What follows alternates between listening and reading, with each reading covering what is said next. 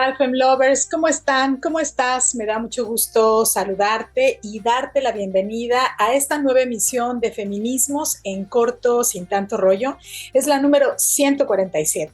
Yo soy Aide Serrano y te saludo este miércoles 24 de abril, que estamos estrenando la señal de Maya FM. Estamos estrenando esta emisión de Feminismos en Corto, sin tanto rollo, y transmitimos desde Cancún, Quintana Roo. También saludo a quienes nos ven, nos escuchan a través de la televisión en CIPSE TV Cun, así como de la televisión y el radio del Sistema Quintanarroense de Comunicación Social. También a mis amigas y amigos que comparten este programa, todos sus contenidos de Click Noticias, Verdades Quintana Roo, Pulso Sur, Quinta Avenida Playa del Carmen, Cancún, Caribe Mexicano, Las Noticias del 10 con Ramón Aguilera, Maya Politics Sureste, QR Noticias y Mujer Total, Chetumal. Suscríbete a mi canal de YouTube, Aide Serrano, y están todos los programas también en mis redes sociales. Compartimos este y otro tipo de contenidos, pues que tienen que ver con feminismos, con la igualdad, por supuesto, todo en corto y sin tanto rollo. En este programa reflexionamos acerca de temas como el machismo, el feminismo, que son los estereotipos, los roles de género, entre otros, por supuesto, todo en corto y sin tanto rollo. Y bueno, si no lo pudiste ver o escuchar esta semana, siempre se retransmite los fines de semana. Los sábados puedes escucharlo a las 2 de la tarde por Riviera FM en el 98.1. A las 10 de la mañana, sábados también por Caribe FM en el 101.9. El sábado también a las 10 de la mañana por Radio Chan Santa Cruz en el 660 de AM. Y los domingos a las 11 de la mañana en la ciudad de Chetumal, capital de Quintana Roo, en el 860 de AM y también en el 100.9. Bueno, pues esta semana vamos a hablar de un tema que es bien importante, que se llama el piso pegajoso. Este es un término atribuible a las teorías sobre psicología y subjetividad femenina y se refiere a los dilemas psicoemocionales que viven algunas mujeres quienes se desarrollan en espacios profesionales y la presión familiar, social y de pareja les hacen creer que su lugar natural, entrecomillado, es el espacio privado, es decir, el de cuidado del hogar, de la crianza de las hijas y los hijos, por lo cual llegan a sentirse muy inseguras sobre el despliegue de sus capacidades y ante las dificultades para conciliar la vida laboral, profesional y familiar, optan por dejar su crecimiento laboral y profesional. Bueno, también esta semana Fabiola Sumano, la mujer medicina, en su círculo de sabiduría femenina, nos comparte su aportación acerca de la importancia de ser flexible.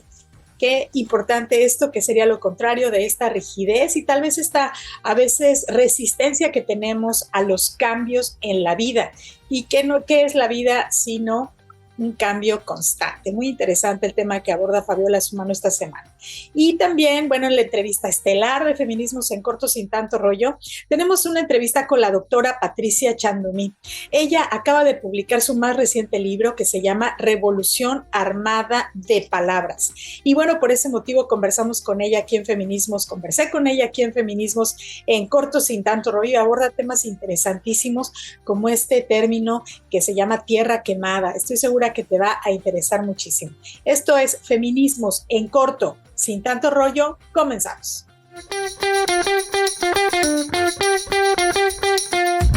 Te quiero hablar acerca de este término que se llama piso pegajoso.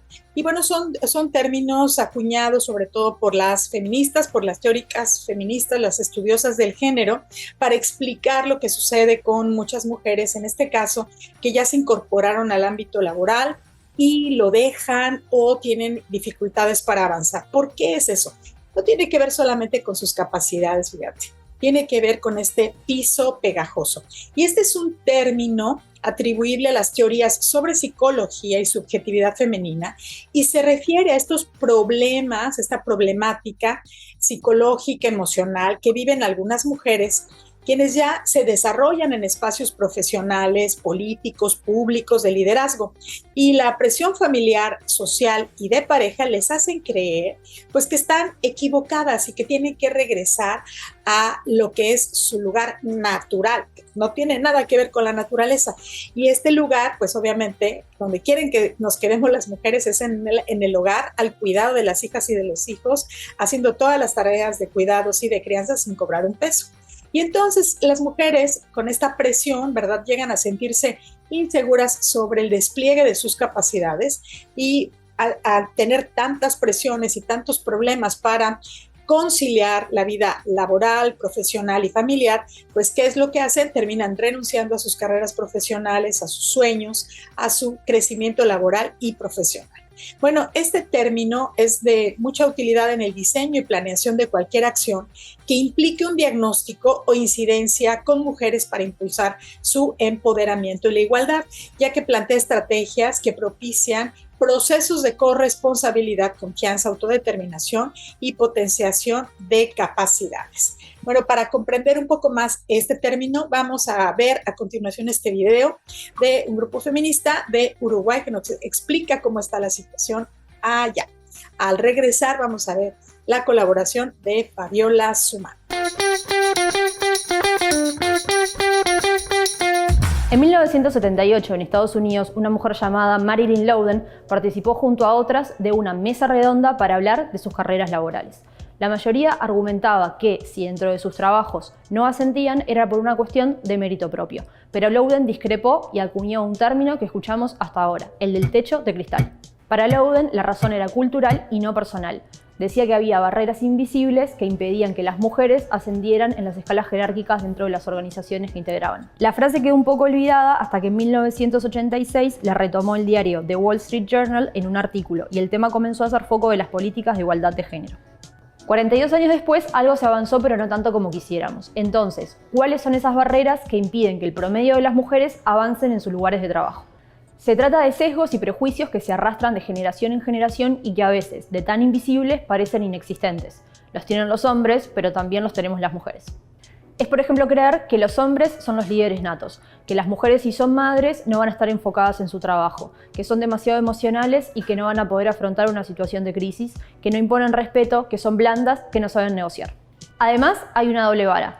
En un hombre, ser firme es ser ejecutivo, mientras que en el caso de las mujeres, esta misma actitud muchas veces se califica de conflictiva o de histérica. ¿Te parece exagerado? El último informe de equidad de género del PNUD de 2020 arroja algunas cifras alarmantes. La mitad de los hombres y las mujeres del mundo consideran que los hombres son mejores líderes políticos que las mujeres. Más del 40% opina que los hombres son mejores ejecutivos empresariales. Solo 10 de los 193 jefes de gobierno del mundo son mujeres. A nivel empresarial, menos del 6% de los directores generales de empresas del índice S&P 500 son mujeres. En Uruguay existen 14 ministerios y en su gran mayoría están liderados por hombres. Solo hay 2 ministras. Es verdad, la vicepresidenta Beatriz Argimón es mujer, pero si miramos lo que pasa en el Parlamento, en la Cámara de Diputados hay solamente 20 legisladoras y en el Senado hay solamente 9 integrantes mujeres. Y al problema del techo de cristal se suma otro, el del piso pegajoso. ¿Qué significa? Que las mujeres no solamente tienen problemas para ascender dentro de las empresas que las emplean, sino que también, en general, suelen quedarse estancadas en empleos de menor calidad. Los que no reconocen ni el techo de cristal ni el piso pegajoso suelen decir que en realidad todo se reduce a un tema de educación y de capacidades. Pero basta ver los números para ver que esto no es así. ¿Por qué? En Uruguay el 62% de los estudiantes universitarios son mujeres. En cambio, si miramos quiénes ocupan las gerencias de las empresas a nivel nacional, un reporte de 2016 marcó que solamente el 10% eran mujeres. ¿Qué podemos hacer entonces? Las empresas, reconocer y trabajar para derribar estos sesgos natos que afectan a sus trabajadoras. Si sos mujer, no aceptar estas barreras culturales. Y si sos hombre, tomar partido y apoyar a tus compañeras mujeres. Hola, soy Fabiola Sumano y yo les voy a hablar aquí en Feminismos en Corto Sin Tanto Rollo de la importancia de ser flexibles. Los hombres y las mujeres nacen suaves y blandos. Muertos son rígidos y duros. Las plantas nacen tiernas y suaves. Muertas son quebradizas y duras. Así que si tú eres rígido e inflexible, eres un discípulo de la muerte. Y si eres suave y flexible, eres un discípulo de la vida. Lo rígido y lo inflexible se quebrarán, se romperán. Y lo suave y lo flexible y lo adaptable prevalecerá. Esta es una frase de Lao Tse Ching y es algo de lo cual quiero reflexionar con ustedes hoy. ¿de qué lado estás? ¿De quién eres discípulo? ¿Eres discípulo de la vida o eres discípulo de la muerte? Es muy importante hacer esta reflexión para retomar y irnos por el camino de la vida. Es un momento de hacer esta reflexión y reconectar con la fuerza de vida, con la alegría de vivir, porque estamos aquí en esta vida y en este momento para disfrutar la vida. Y cuando tú tienes un evento difícil, es muy importante ser flexible para que no te rompas. Es como si tú estiras una liga y esa liga se expande, se extiende y después regresa a su lugar, al orden, al origen. Así es como debemos ir actuando nosotros en la vida, sin rompernos, sin quebrarnos, adaptándonos y ser muy adaptables a los cambios, a las situaciones, porque eso es parte de la sabiduría interior. Entonces, esto es un aprendizaje, vamos aprendiendo día a día cómo debemos irnos moviendo, manejando, adaptándonos a la vida. Pero cuando tú eres rígido y eres inflexible, te vas a romper. Entonces eso que se puede ir adaptando y moldeando con la vida y con tu sabiduría y tu aprendizaje, si eres rígido y entras a ser discípulo de la muerte, te vas a romper y va a ser más difícil irte armando, irte reparando. Entonces es una invitación para que todos entremos en la energía de la vida, en la energía de la flexibilidad, de adaptarnos, para que así estemos cada vez más conectados a esa energía de luz, a esa energía que es la vida. Y recordemos también que la vida es un milagro. Entonces hay que disfrutarla, hay que ser felices, tratar de poner las cosas bonitas en nuestro día a día, hacer una lista de las cosas hermosas que tenemos, simplemente agradecer por el aire que respiramos cada día, y eso nos va a hacer que conectemos con la vida. Y también es muy importante conectar con la vida en las diferentes etapas que pasamos, porque a veces hay unas etapas que son difíciles, que no son tan positivas, pero si tú conectas con la vida y con la alegría de vivir y sabes que si te adaptas no te vas a romper y vas a seguir adelante y vas a poder salir de esas etapas y de esas experiencias que a lo mejor en un momento no son tan hermosas y se van a ir transformando en algo maravilloso cuando tú aprendes y cuando tú decides conectarte con la vida. Y es una invitación a que sepamos todos que estamos aquí vivos, siéntanse, tóquense, respiren, vean lo maravillosos que somos cada uno de nosotros y empecemos a reconectar con eso, con la vida.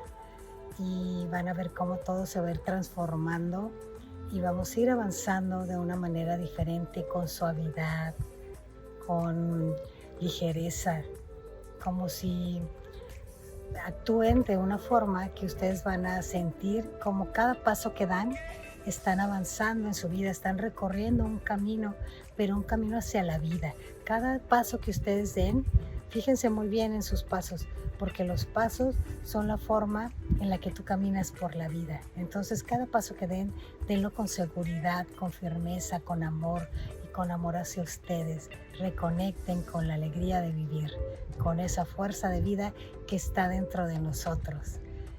Y les recuerdo que cuando las mujeres nos unimos, suceden cosas grandes y que si permanecemos unidas, cada día seremos más fuertes. Muchas gracias y hasta la próxima. ¿Les importan las niñas y los niños a tus candidatas o candidatos? Yo soy Aide Serrano y te comparto mi reflexión de esta semana para Luces del Siglo. Imagínate un día entre semana. Son las 7 de la mañana. Dejas a tus hijas e hijos en la escuela. Te vas a tu trabajo. Son las 5 de la tarde ya. Es hora de salir de la chamba. Tienes el tiempo para recogerlos de la escuela. Estás tranquila o tranquilo porque ya comieron, ya hicieron la tarea y tuvieron clases complementarias a las materias obligatorias. Ha terminado una jornada donde las niñas y niños y adolescentes gozaron de algunos de los 20 derechos que indica la Ley General de los Derechos de Niñas, Niños y Adolescentes. Por ejemplo, a la educación, alimentación, descanso, sano esparcimiento, a la igualdad sustantiva, al desarrollo y a la prioridad. Ahora ya en casa pueden gozar de otro derecho, vivir en familia. Las tareas de crianza y cuidados de niñas y niños y adolescentes en un día como este las compartiste con el Estado, con el gobierno en turno, que destinó tus impuestos a ampliar el horario de la escuela, a dar alimentación de calidad, a contratar a más maestras y maestros, a generar un plan de estudios que complemente el desarrollo de las infancias. ¿Por qué un día como este no es posible en México? ¿Por qué en Quintana Roo salen de la primaria a las 12 del día? ¿Quién les busca a la salida de las zonas turísticas donde sus madres y padres están cumpliendo jornadas de 12 horas? ¿Quién les da de comer? ¿Con quién hacen la tarea? ¿Quién les cuida de los peligros del Internet? ¿Quién los protege de las agresiones en la calle si regresan solos? ¿Quién renunció a su trabajo para cuidarles? ¿Cuál abuelita los cuida ahora sin importar lo cansada o enferma que esté? ¿Por qué las niñas y los niños no les importan a los gobiernos? Alguien me dio una respuesta demoledora. Porque no votan. Observar de cerca un día como cualquier otro en la vida del futuro de México, como suelen referirse las y los políticos a las niñas y niños, es darse cuenta de cómo sus derechos humanos están solo en el papel y numerosas leyes ejemplares que no se cumplen. Estos días de campañas políticas y que pues el 2 de junio podremos elegir quiénes nos gobernarán los próximos años, incorporemos una perspectiva desde las infancias. Inspeccionemos si alguna de las propuestas de candidatas y candidatos piensan en protegerles, si alguna de esas promesas realmente cambiará algo de la terrible situación en la que se encuentran, si alguna de sus ofertas considera lo que es su obligación, garantizar los derechos humanos de las niñas, niños y adolescentes. Dime, ¿tú qué piensas?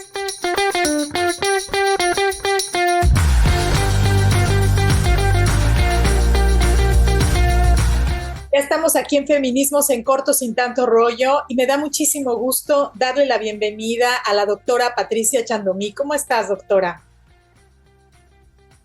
Pues muy contenta de estar en tu programa. Siempre es un placer conversar contigo, sigo tus programas y bueno, definitivamente es un placer poder estar aquí en tu espacio y poder transmitir a tu público pues un poco del trabajo que estamos haciendo. La presencia de la doctora Patricia Chandomí hoy es nada más y nada menos porque acaba de publicar su libro Revolución Armada de las Palabras. ¿Lo dije bien, doctora? Sí, Revolución Armada de Palabras. De palabras. Fíjense que yo he estado leyendo su libro desde hace un par de días nada más y la verdad es que esta entrevista va a estar entre emocionada porque estoy alegre y esperanzada de que existan mujeres como la doctora Patricia Chandomí que dediquen su energía, su tiempo, su corazón a traernos estos trabajos que son luces, que son faros para poder entender de manera más clara la situación en la que nos encontramos, pues la humanidad, pero especialmente las mujeres. Les voy a leer rápidamente la hoja de vida de la doctora Patricia Chandomí, quien es doctora y maestra en Ciencias Sociales y Humanísticas con especialidad en estudios de género por el Centro de Estudios Superiores de México y Centroamérica de la Universidad de Ciencias y Artes de Chiapas. Es también licenciada en Comunicación, licenciada en Derecho. Su experiencia docente, académica y laboral, bueno, pues está en las universidades de Chiapas, Salazar Narváez, en la Escuela Fray Bartolomé de las Casas, en el Centro de Estudios de Posgrado, donde fue mi maestra. Su experiencia internacional también resalta que fue invitada por la UNESCO al primer Foro Global de Medios y Género realizado en Tailandia. Ha sido becaria de la Fundación Reuters, también del Centro Internacional para Periodistas.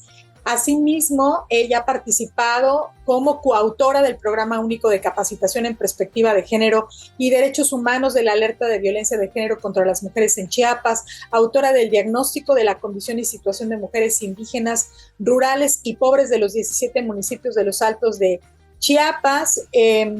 Bueno, es asesora en temas de género, racismo y discriminación, también asesora la Coordinación para la Alerta de Género de Chiapas de la Fiscalía de ese estado. Y bueno, como les decía, ahora estamos aquí para conversar sobre la publicación de su más reciente libro, Revolución Armada de Palabras. Y quiero que en voz de la doctora Patricia Chandomí nos diga de qué se trata este libro y cuáles son sus contenidos. Pues muchísimas gracias, querida maestra Aide. Bueno, antes que nada, decirles que es una compilación, ¿no?, de las reflexiones que yo he hecho a lo largo de mi trayectoria como feminista, como formadora, como académica, todas las lecturas que yo he hecho, todos los acompañamientos que he hecho a mujeres víctimas de violencia y las reflexiones a las cuales me ha llevado. Yo parto de una hipótesis, que hay una guerra silenciosa desde hace mucho tiempo contra las mujeres, y yo uso la metáfora de esto que le llaman tierra quemada, ¿no?, que es cuando un grupo invasor que tiene el poder despoja a otro en desventaja, y en este caso son los hombres con poder, ¿no? No cualquier tipo de hombres, hombres con poder, y generalmente desde esta matriz colonial de hombre blanco, occidental, ¿no?, y donde los que no comparten esa característica. Pero otra cosa es que absolutamente todo hombre sí se beneficia de este régimen patriarcal, y ellos serían como este sector enemigo, por decirlo en palabras bélicas, y que está arrasando con el territorio de las mujeres, que no es estrictamente geográfico, sino es con el territorio pensamiento, con la corporalidad de las mujeres, adueñándose y apropiándose de esos territorios. Entonces, las mujeres somos sobrevivientes de esa invasión cotidiana que se da a través de distintas expresiones, y en el libro yo pongo y enumero algunas expresiones, y una de ellas es la exclusión de los espacios de poder, que ya lo había comentado Kate Millett, ¿no? Por ejemplo, el ejército, la industria, el arte, las universidades.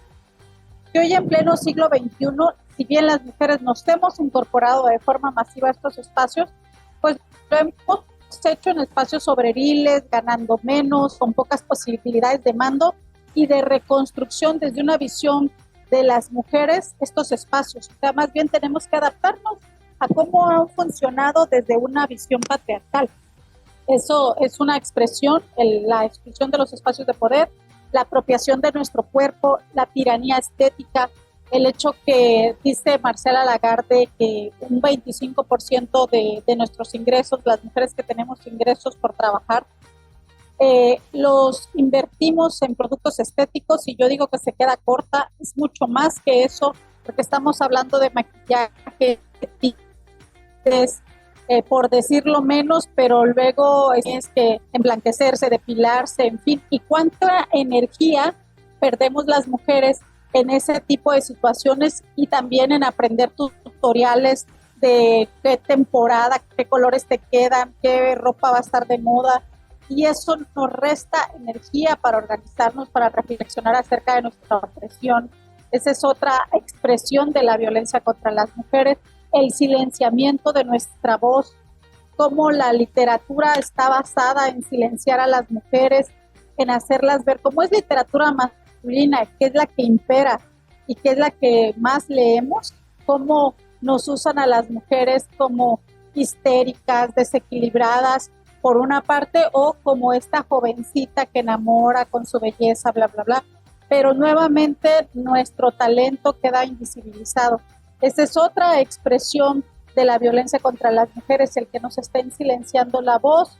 Y cuando las mujeres reflexionamos de este tipo de violencias, pues no queda, cuando dicen, por más que nos quieran hacer un sometimiento ideológico, y hay muchas que resisten a ese sometimiento y pueden tener la claridad que es un régimen injusto en contra de las mujeres, pues viene la violencia cruenta, ¿no?, que es otra expresión de la violencia. La mutilación genital, las violaciones, el incesto, la quema de viudas, el asesinato con armas de fuego por parejas, ¿no? Y concluye con esta violencia extrema que es el feminicidio. Entonces, es decir, cuando las mujeres no aceptamos este convencimiento ideológico, llega la violencia cruenta.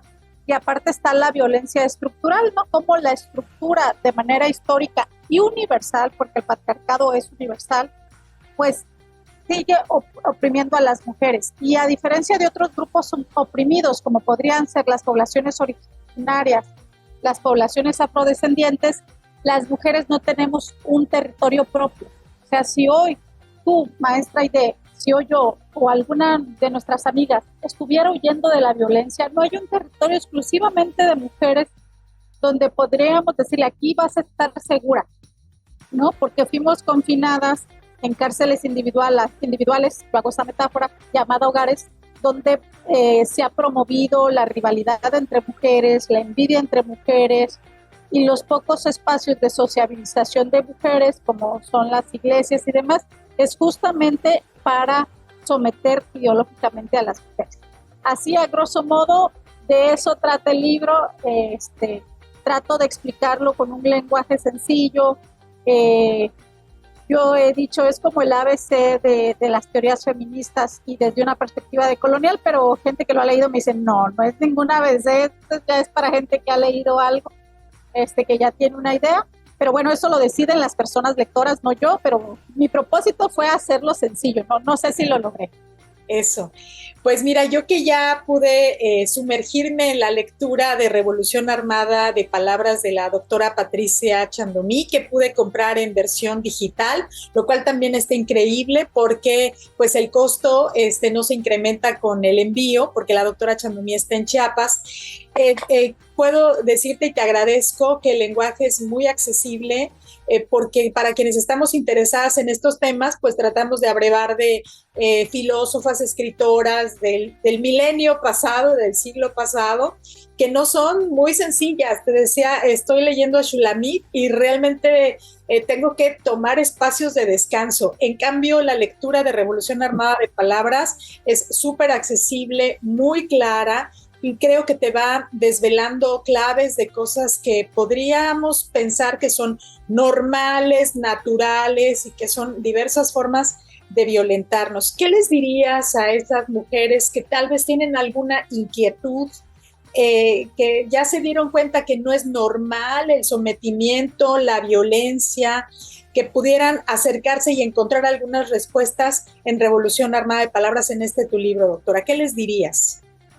Ya casi a manera de conclusión, hago una cita del filósofo Michel Foucault, y él dice que, también porque es la ética feminista, esto no lo dice Michel Foucault, pero la ética feminista es poner en el centro la vida, ¿no? Priorizar la vida por encima de la ganancia, por encima del dinero, y somos la primera revolución, por eso dice Armada de Palabras, o sea, sin disparar una sola bala, las feministas hemos logrado transformar este régimen o erosionarlo, ya no digamos transformarlo, erosionarlo, el que se nos cedan ciertos espacios, el que se nos tome más en cuenta, pero eso no quita que haya una guerra contra nosotras. Entonces, eso lo hemos hecho con lobbies, con marchas, sin uso de armas, ¿no? Como otras revoluciones, estos señores que entraban a caballo con sus armas, con tanquetas. Nosotras las feministas no.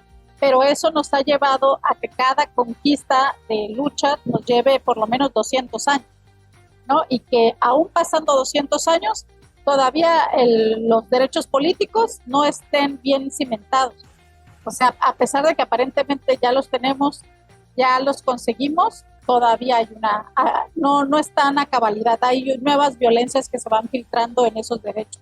En cuanto a, retomando a Michel Foucault, dice que la revolución de las mujeres es esta lucha cotidiana. Cuando tú de repente en una oficina o en un espacio docente, laboral, alguien dice, ay, mira, esta mujer es esto, no te lleves con ella, su comportamiento es tal, y tú estás corrigiendo ahí, o tú estás diciendo, oye, ¿por qué estás compartiendo contenido sexual de la compañera sin su consentimiento? Cuando son estas revoluciones cotidianas que de repente revolucionan ese espacio donde tú estás y dices, no, ella es especial, ella es problemática, pero de cierta manera incomodas ese régimen de opresión hacia las mujeres. Y por la otra es que, aunque somos la revolución de la vida y la revolución de la paz, quienes han estudiado el fenómeno de la conquista de luchas es que concluyen, y ahí esta es nuestra gran contradicción, es que no puede haber un cambio sin el uso de la violencia, ¿no? Entonces, un cambio de grande aliento y además sostenible, porque quienes tienen el poder no lo van a dejar, y mucho menos desde este razonamiento, desde este hablar. Sí se va a tener que radicalizar, como se ha radicalizado, pero insisto, sin hacer uso de la muerte, ¿no? Entonces esa es nuestra contradicción, cómo avanzamos sin recurrir en estas monstruosidades de asesinatos, secuestros, masacres, como para justificar que, bueno, pues para ganar tenemos que hacer eso. Claro. Esa es mi conclusión, ¿no? Que estamos llenas de contradicciones. Estamos conversando con la doctora Patricia Chandomía a propósito de la reciente salida de su libro Revolución Armada de Palabras, que les recomiendo muchísimo. Ahorita le vamos a pedir a la doctora sus datos de contacto, sus redes sociales para que puedan adquirir el libro. Doctora, otra cosa que yo he percibido en las redes sociales, estos comentarios de personas que dicen, ya han conquistado mucho, ya las mujeres tienen la mitad de la participación política, la paridad, ¿qué más quieren? ¿Qué les dirías a estas personas que piensan que es un exceso lo que las feministas seguimos proponiendo, exigiendo, debatiendo? A mí me parece como que una respuesta, una pregunta o una situación que hay que estar identificando y respondiendo. ¿Qué opinas de estos comentarios? Varias cosas. En primer lugar, a que generalmente estos derechos ya tienen suficientes derechos, no son para todas. Ni en este momento, aunque están escritos, no son para todas. Sigue siendo para una élite privilegiada, emparentada con hombres en el poder, ¿no? Ya sea que por filiación de parentesco o sexoafectiva, pero no son todas. Las mujeres indígenas, las mujeres de pueblos originarios no están bien representadas, ni siquiera son tomadas en cuenta, sufren racismo, discriminación. Los hombres en el poder no quieren casarse con una mujer indígena, no representa toda la estética colonial como si pudieran representar las mujeres blancas, ¿no? Entonces, las figuras de representación son como estos personajes de la India María, y entonces asocia ser una mujer indígena como una caricatura, como no hay respeto hacia esa identidad, así como a las mujeres afrodescendientes, mujeres que viven alguna discapacidad. Entonces luego se colapsa la mirada de ya están bien, cuando lo único que vemos es una élite de mujeres que sí está bien, pero no son todas las mujeres. Y esta lucha es de todas las mujeres, donde todas queremos caber actividad de mujeres privilegiadas que luego se erigen como representantes de todas las mujeres. Y en eso respondería, ¿no? Que no somos todas, y aun cuando es esta élite, no deja de ser una élite discriminada dentro del poder, ¿no? Porque es mujer, pues quién sabe si llegó bien o va a hacer bien las cosas. Aquí en Chiapas es un fenómeno del primer diputado que era analfabeta. ¿Tú crees que alguien le preguntó qué estudios paralelos tenía? O sea, es hombre, entonces lo va a resolver. Pero cuando la primera diputada analfabeta llegó, dijo, pero si no sabe ni escribir, ¿qué va a llegar a hacer? Entonces las mujeres siempre tenemos que estar demostrando para poder ganarnos un espacio o estar en ese espacio. Mientras que para la mayoría de varones, y todos, aclaro, pero sí para una gran mayoría, solo es necesario que sean hombres para que, mientras que cuando hablamos las mujeres, el evento se mujeriza, ¿no? Son mujeres, por lo tanto solo le interesa a las mujeres. Mientras que si es un evento exclusivamente de hombres, aunque hablen temas de mujeres como lactancia, como aborto, ahí sí nos tiene que interesar a hombres y mujeres porque hay hombres. Entonces sí, seguimos tejiendo un régimen y reproduciendo un régimen donde nuevamente ubicamos en un papel de privilegio a los hombres, en la vida cotidiana, en la vida laboral, en las calles, el hecho que haya acoso sexual y el 90% de las víctimas de acoso sexual seamos mujeres, nos está hablando que nos consideran como extranjeras en el espacio público. Todavía seguimos siendo las extranjeras, y en el espacio público, que ha sido tradicionalmente masculino, las mujeres tenemos que adaptarnos a los horarios patriarcales, a sus formas patriarcales, incluso siendo jefas, mucha gente te aconseja que te comportes como un varón promedio para que te respeten, ¿no? Y además de eso, del tema de la estética, yo digo que nos colonizan el tiempo, o sea, desde que tú te levantas hasta que tú te vas a acostar, casi todo el tiempo estamos haciendo cuidados para otras personas, ¿no? Es muy poco el tiempo que nos regalamos a nosotras. Y cuando nos lo regalamos, creemos que nos lo robamos, que no nos lo merecemos, que somos egoístas.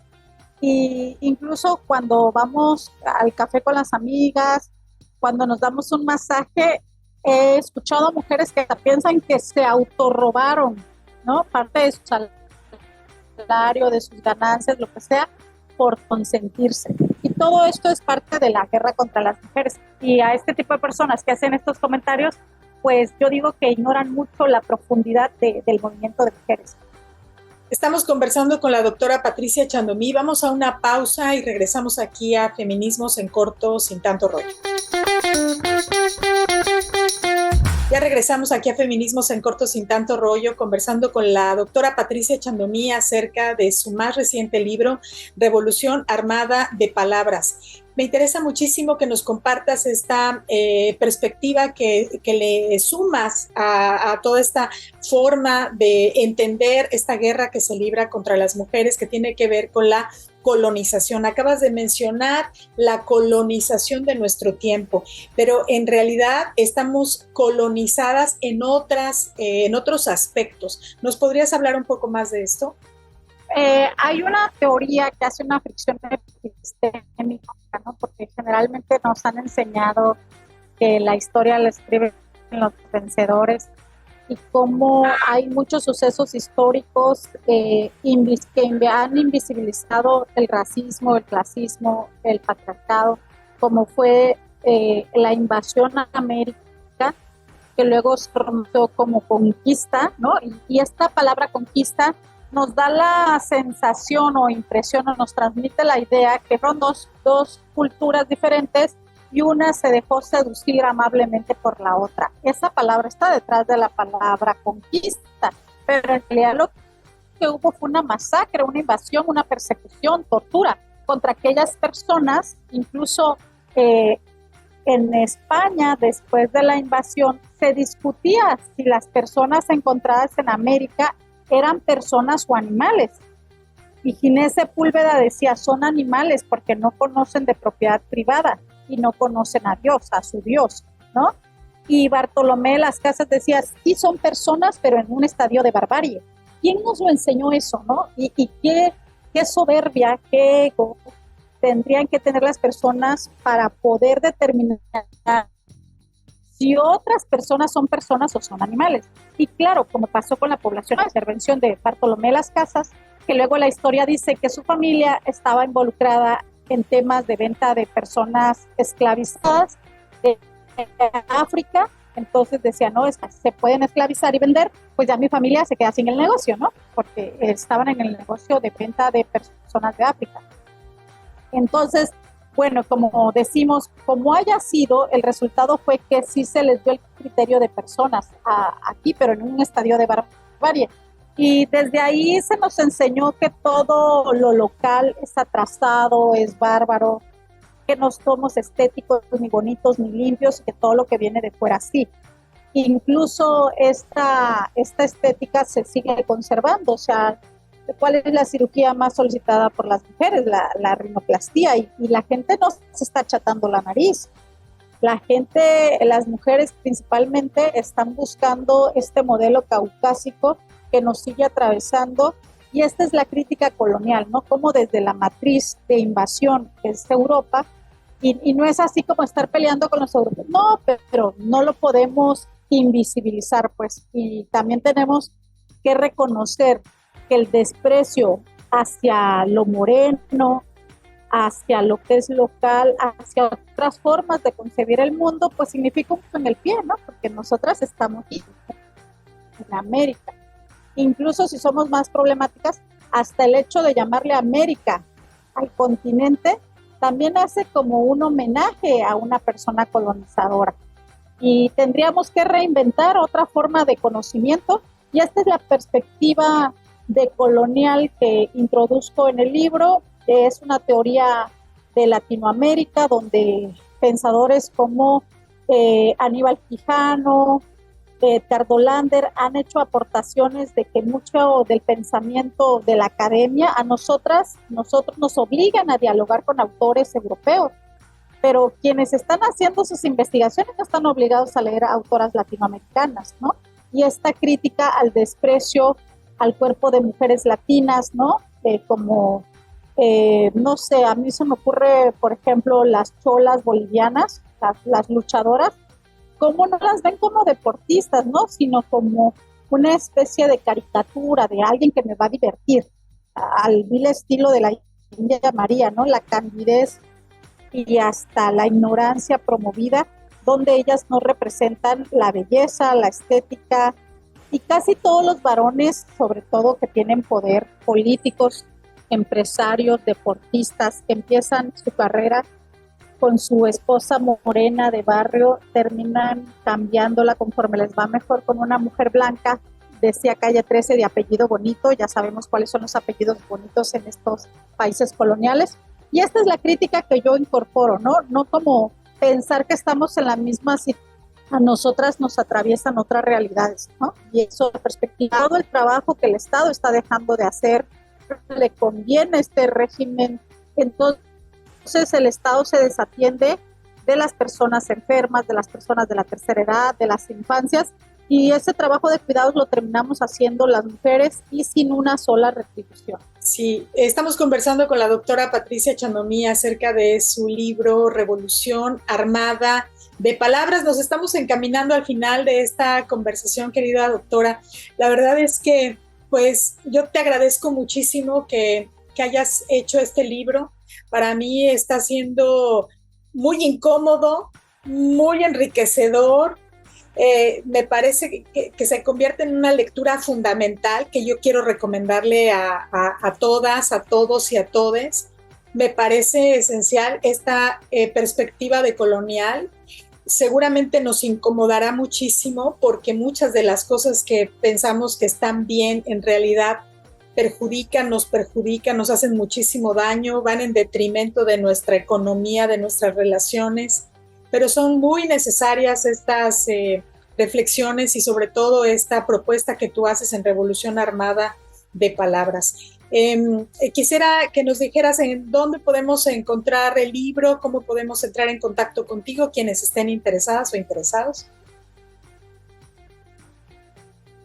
Muchísimas gracias. Pues pueden entrar a mis redes sociales, a Patricia Chandomí en Facebook, y ahí me mandan un inbox, me dicen que están interesados y que quieren la versión en físico, puedo mandárselos, pero yo creo que por la tecnología es mejor la versión digital. El libro tiene un costo de 250 pesos, me pueden hacer la respectiva transferencia, depósito, etcétera, y yo les mando con mucho gusto la versión digital. Acepto trueques, por supuesto, también, porque la idea es contribuir, ¿no?, a esta perspectiva decolonial donde el conocimiento tiene que llegar a una diversidad de personas y no necesariamente hacer una mercantilización de ese conocimiento, ¿no? Pero sí, pues tampoco vamos a dejar de lado que vivimos en un régimen donde necesitamos de ciertos recursos para seguir aportando, y pues deseo contribuir a esta reflexión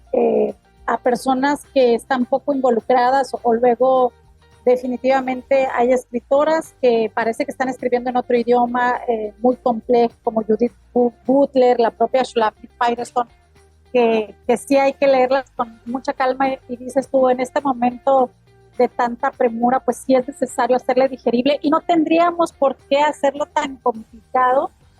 Y eso, pues yo siendo una lectora de ellas, ha sido uno de mis retos. Y escribiendo, pues me da mucho gusto este comentario que me haces, querida Aide, de que en un lenguaje sencillo, pues estoy comunicando como las teorías feministas que más me han atravesado y que considero que para nuestra realidad latinoamericana son más oportunas. Sí, destaco eso que mencionas acerca de nuestra realidad latinoamericana, porque también hay una crítica muy pertinente acerca de las lecturas accesibles que, bueno, son de mujeres blancas, europeas o estadounidenses. Si tú eres una mujer mexicana, eres chiapaneca, y esta perspectiva de colonial es súper útil. Son estos diversos feminismos, diversas perspectivas súper necesarias, pero pues entregadas en un lenguaje posible de entender, pero también con todo el bagaje, el conocimiento, esta reflexión permanente. Yo te sigo en tus redes sociales y siempre es clarificador, enriquecedor escucharte. Yo te agradezco muchísimo y digamos que para cerrar, en tus palabras, hagas una invitación obviamente de tu experiencia, pero una invitación para que lean tu libro y qué es lo que se pueden encontrar si leen Revolución Armada de Palabras, por favor. Bueno, pues algo que me ha gustado de algunas lectoras es que vienen de muy poco conocimiento del feminismo. Una familiar que es nutrióloga me dijo que lo leyó y sí he visto que tiene como otra visión de algunos temas y familiares también que como, son temas de feminismo, ¿no? Como muy alejado, y cuando mujeres que no se asumen feministas, que yo considero que es un balazo en el pie porque todos los derechos que tenemos se lo debemos a la lucha feminista, quedan tocadas, enojadas muchas, ¿no? Porque pueden observar, o a partir de esa lectura tienen herramientas para observar situaciones de opresión que antes pasaban desapercibidas, normalizadas. Entonces, y de eso se trata, pues, de que más mujeres podamos ser conscientes de la opresión desde una perspectiva decolonial, ¿no? Y que entre más seamos, más posibilidades tengamos de ir erosionando este sistema y también de pensar formas de cómo parar esta guerra contra nosotras las mujeres. Y bueno, de primera instancia va a estar la emoción del enojo, no voy a negarlo, y esa va a ser porque cuando se tiene la otra realidad, otra lectura, ¿no? Parece que estamos en un mundo feliz y que todo nos va muy bien, y que, como bien decías, Aide, hay muchas personas que creen que ya hasta tenemos un exceso de derechos, ¿no? Y cuando vemos el libro nos damos cuenta que hay violencias invisibilizadas, normalizadas, que le hemos puesto género a los relojes, ¿no? ¿Cómo podemos llegar al punto de este reloj es de hombre, este reloj es de mujer, este aroma es de hombre? O sea, hemos engenerizado todo en detrimento de las mujeres, definitivamente.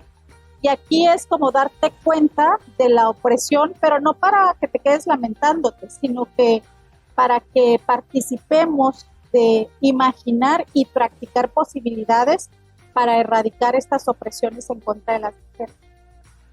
Muy bien, pues muchísimas gracias, querida maestra, doctora Patricia Chandomilla, autora de Revolución Armada de Palabras. ¿Algo más que quieras agregar?